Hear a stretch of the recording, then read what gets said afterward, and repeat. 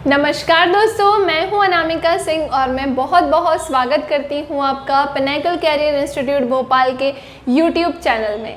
आज की क्लास में मैं हिंदी की एक छोटी सी चीज़ डिस्कस करने वाली हूं जो कि बहुत ही ज़्यादा इम्पॉर्टेंट है, जो कि है वर्णों से संबंधित। वर्णमाला में कुल कितने वर्ण होते हैं ये आज की क्लास में हम पढ़ेंगे। जैसे कि वर्णमाला की बात करूं तो वर्णों के व्यवस्थित समूह को वर्णमाला कहा जाता है। वर्णमाला किसे कहते हैं? तो वर्णों के व्यवस्थित समूह को वर्णमाला कहते हैं। साथ ही साथ इसमें कितने स्वर होते हैं, कितने व्यंजन होते हैं, ये किन वर्णों से मिलकर बनी है, इन सारी ही चीज़ों पर मैं बात करूंगी, तो वीडियो को एंड तक ज़रूर देखिएगा।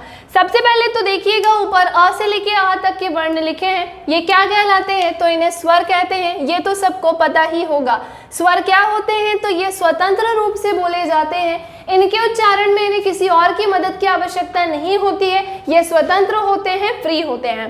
कहाँ से कहाँ तक होते हैं? तो अ से लेके अह तक होते हैं। इनकी संख्या की बात आती है तो इनकी संख्या होती है 11। आप 13 नहीं बताएंगे, आप इसकी संख्या 11 ही बताएंगे। 13 क्यों नहीं बताना है? क्योंकि 13 इसका आंसर नहीं होता है। हमें लगता है कि अम और आहा भी इसमें शामिल होते हैं, लेकिन अम और आहा इसमें शामिल नहीं होते हैं। क्यों नहीं होते हैं? उसके पीछे है कारण। कारण कुछ ये है कि अम और आहा को कहा जाता है अयोगवाह।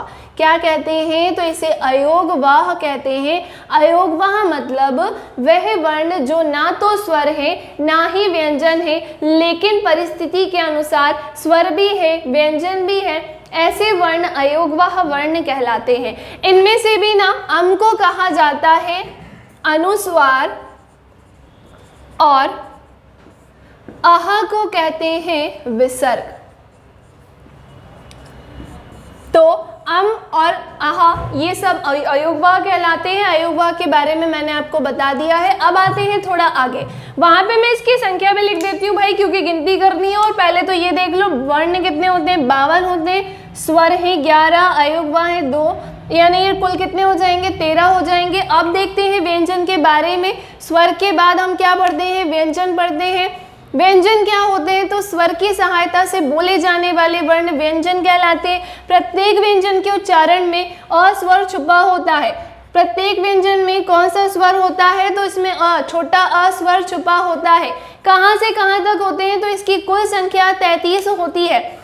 व्यंजन की कुल संख्या कितनी होती है? तो भाई ये 33 होते हैं। कहाँ से कहाँ तक होते हैं? तो क से लेके ह तक। इनमें भी सबका अलग अलग नाम है। जैसे क से म तक की मैं बात करूँ तो इन्हें कहा जाता है स्पर्श व्यंजन, जिनकी संख्या होती है 25।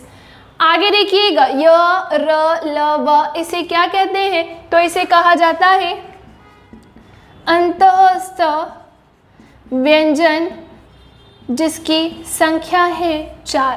फिर देखिएगा श, श, स, ह, इसे कहते हैं ऊष्म य संघर्षी व्यंजन, इनकी संख्या भी है 4। और आगे देखिएगा छ, त्र, ज्ञ, श्रा। वैसे व्यंजन के कुल वर्णों की बात करेंगे या कुल व्यंजन की, तो क से ह तक के वर्ण होते हैं, जो कि होते हैं क्या? 33। छ, त्र, ज्ञ, श्रा, इन्हें कहा जाता है संयुक्त व्यंजन।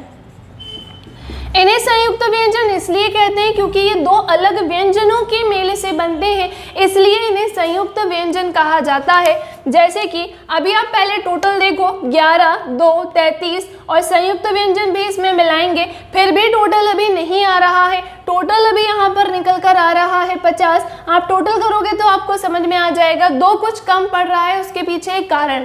कारण क्या है? 2 चीज़ें क्या कम पड़ रही हैं? यदि आप ड के नीचे बिंदी लगा दो और इस ड के नीचे बिंदी लगा दो तो इसे कहा जाता है द्विगुण व्यंजन।